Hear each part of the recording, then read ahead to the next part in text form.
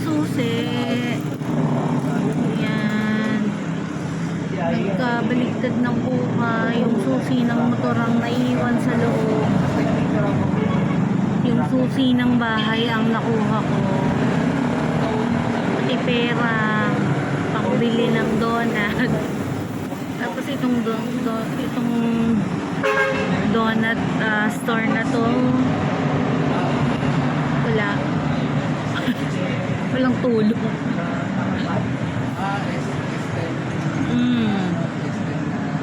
Hindi ko lang na videohan sa buti na lang dumating yung husband ng friend namin. Shout out kay Sir Leslie Ipapo.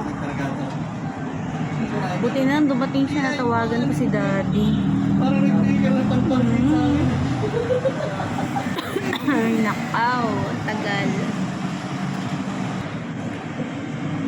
Buti na lang bumili siya ng lugaw ni Doktora at saka ng donuts para sa anak niya. Kung hindi, maghihintay ako ng paglubog ng araw.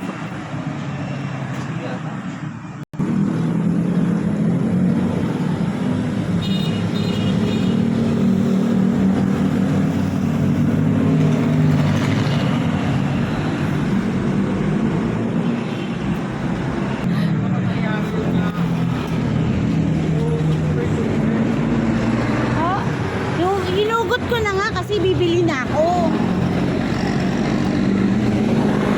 Hinugot ko na. Tapos ngayon yung una yung loob. Ayan, oh. Tamo pati yan nga, oh. Kapag nagbubuhat ka, hindi yung una yung loob. Ay, nako. Siyempre, hindi ko naman gusto yun. Kukunin ko yun. Ay, kukunin ko yun.